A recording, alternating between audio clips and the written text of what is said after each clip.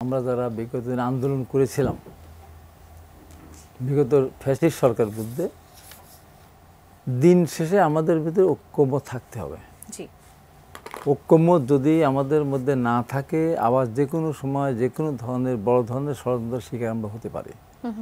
তাই এখনও যেমন গত পরশু দিন আপনাদের নিউজে বলেননি ভারত পাকিস্তান দ্বন্দ্ব, বলছেন বলেন নাই, কালি ঘটনা ঘটছে। তা আমার মনে হয় যে আমাদের এই যদি রাজনৈতিক দল ঐক্য না থাকে, যে কোনো একটা ধরনের ঘটনা দুর্ঘটনার শিকার আমরা হতে পারি। কারণ স্পষ্ট বক্তব্য আমার যে ভারত একটা রাষ্ট্র, পার্শ্ববর্তী একটা রাষ্ট্র, বড় একটা রাষ্ট্র, সে বিগত সরকারের পতনকে নিজের পতন হিসাবে মনে করেছে, যে মনে হয় তাদের পতন হয়েছে। কিন্তু এটা মোটেই উচিত না। এখন পর্যন্ত তারা ষড়যন্ত্র করেই যাচ্ছে। বর্ধিত সরকারের প্রধানমন্ত্রীকে ভারতে জায়গা দিয়েছে, সেখানে বিভিন্ন সময় বিভিন্ন জায়গায় সে টেলিকনফারেন্সে কথা বলছে, এবং ভারত এ পর্যন্ত আমাদের বর্তমান সরকারকে সহায়তা করার মতো একটা কাজও দেখাতে পারেনি, সহায়তা করেছে। বরং সরকার যেন বিপাকে পড়ে, আমাদের সরকার প্রধান বা আমাদের প্রধান উপদেষ্টা যখন জাতিসংঘের সেই সাধারণ পরিষদের মিটিং গেলেন, পৃথিবীর বিভিন্ন দেশে রাষ্ট্রনায়করা, রাষ্ট্রপতিরা বা রাষ্ট্রপ্রধানরা আমাদের প্রধান উপদেষ্টা দেখা করার জন্য লাইন ধরেছে, আগ্রহ প্রকাশ করেছে। আর ভালো সেখানে আমাদের সাথে কোনো কথাই বললো না। এই জন্য আমি মনে করি তারা একটা এখনও গভীর ষড়যন্ত্রের মধ্যে এখন আছে। এই জন্য আমাদের মধ্যে কোনোভাবেই কোনো কারণেই অনৈক্য সৃষ্টি না হোক, এটা আমি চাই। এবার আপনি আসেন, সংকট যেখানে আছে, সংস্কার সেখানে আছে, সমাধানও সেখানে আছে। সংকট থাকলে তো সমাধানের রাস্তা আসবে। তো আমি মনে করি যেটুকু সংকট সৃষ্টি হচ্ছে, নির্বাচন সবাই চায়, এনসিপিও চায়, জামাতও চায়, আমরাও চাই। চাওয়ার মধ্যে এনসিপি চায় যে একটা পরিপূর্ণ সংস্কার হওয়ার পরে হোক, সম্পূর্ণ বিচার হওয়ার পরে হোক। বিচারের ক্ষেত্রে আমাদের অনীহা নেই, সংস্কারের ক্ষেত্রে আমাদের অনীহা নেই। সংস্কার তো আমরা, কিন্তু আপনারা সম্পূর্ণটা চান না। সম্পূর্ণ সংস্কার তো একটা হলো আপনার চলমান পদ্ধতি, সামনে আসবে সেটা, সেই সংস্কার চলতে। সংস্কার তো এমন না যে শেষ হয়ে গেলে এই জায়গায়, তা তো না। যেমন আমাদের এই দেশে আজকে জামাত ইসলাম যে কথাটা বলেছে, পরপর দুইবারের বেশি প্রধানমন্ত্রী না বলেছেন না, এটা আমরা 2022 সালে বলেছি। আমাদের 31 দফা যেটা ছিল, 31 দফা সরকারের কাছে দাবি না। এটা আমরা যদি দেশের মানুষের সহায়তা নিয়ে রাষ্ট্রীয় ক্ষমতা যাই, তখন আমরা এইগুলি বাস্তবায়ন করব। তার মানে প্রথম কথা ছিল ভোট টোট, এগুলো তো আসেই, এর ভিতরে ছিল যে পরপর দুইবারের বেশি কেউ প্রধানমন্ত্রী হতে পারবে না।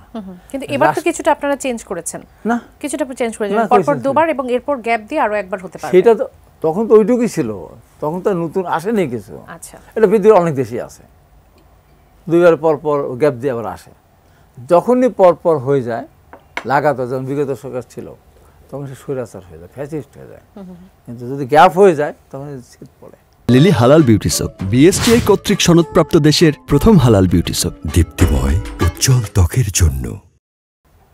এবং দেখেন, তখন থেকে চিন্তা আমরা করি নাই, এবং তখন আমরা ভাবি নাই আমাদের দলের ভারপ্রাপ্ত চেয়ারম্যান, আমরা মনে করি তার বয়স 60-এর কোটায় কাছাকাছি, হয়তো আল্লাহ হাতে বাঁচিয়ে যদি রাখেন, দেশের মানুষের সমর্থন দেয়, সে যদি মানুষের আশা মানে সমর্থন পেতে পারে, তাহলে তার তো 3-4বার হওয়ার মতো সুযোগ আছে। কিন্তু আমরা কিন্তু তখন ওনার নেতৃত্বেই কিন্তু আমরা বলেছি না, 2বারের বেশি হতে পারবে না।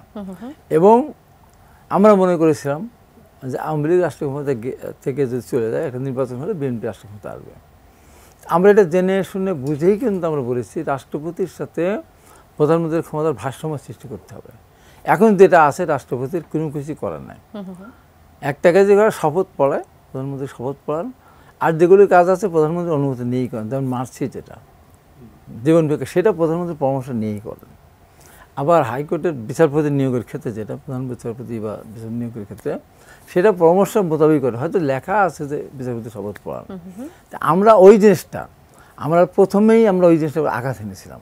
আমাদের একটু আমরা সুপ্রিম জুডিশিয়াল কাউন্সিল গঠন কথা বলেছিলাম, যেটা যখন আওয়ামী লীগ 72 থেকে 75 সাল ক্ষমতা, তখন সুপ্রিম জুডিশিয়াল মাধ্যমে আপনার উচ্চ আদালতের বিচারক নিয়োগ হতো না।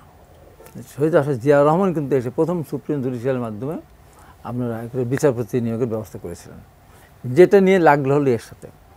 আপনার যে বিগত প্রধান অর্থাৎ মূল যে সংস্কারগুলো সেগুলো আপনারা আমরা শুরু তো থেকে হ্যাঁ চেয়ে এসেছেন। এবং এখানে আরেকটা জিনিস, কোনো কারোর পক্ষেই ফ্যাসিস্ট হওয়া সম্ভব না যদি নির্বাচনকারীর সময় একটা নিরপেক্ষ তত্ত্বাবধায়ক সরকারের হাতে ক্ষমতা যায়, তাহলে এমপি থেকে দল নির্বাচন করতে পারবে না। তাহলে আমার প্রশ্ন যেটা ছিল যে এই যে বলয় তৈরি যেগুলো হচ্ছে, কোনো সুযোগ নেই। আপনারা ছোট ছোট দলগুলোর কাছে যাচ্ছেন, তাদের সাথে একটা আমরা সবাই আমরা করতেছি। এখন যে জিনিসটা বলে জামাত ইসলাম কালকে যে জিনিসটা প্রকাশ্যে ঘোষণা করলো, এটা আমি মনে করি এনসিপি বলতে পারে, বুঝে বলুক আর না বুঝে বলতো, জামাত যখন বলে এটা, তখন এটা কিন্তু আপনাকে মিন করেছে তারা।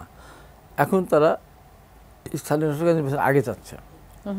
স্থানীয় সরকার নির্বাচন আগে চাইলে হবেটাকে, আগে যদি হয়, এখানে এনসিপির নতুন দল এখন রেজিস্ট্রেশন হয়নি, তারা ওই ইউনিয়ন পর্যায়ে তাদের সংগঠন দান করে সেখান থেকে মানে মেম্বার হওয়া, চেয়ারম্যান হওয়া, তারপরে মেয়র হওয়া, কাউন্সিল হওয়া খুব কঠিন, দুষ্কর।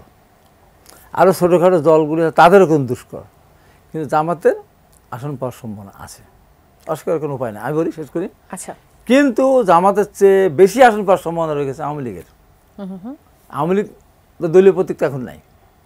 আওয়ামী লীগের অনেক লোক আছে যারা আওয়ামী লীগ দূর থেকে সমর্থন করে, তার খাতায় নাম নেই। আওয়ামী লীগের হয়ে নির্বাচন কেউ করতে চাবে এরকম বহু লোক পাওয়া যায়। ইউনিয়ন কাল নির্বাচন তখন হবে, বহু লোক আপনি পাবেন।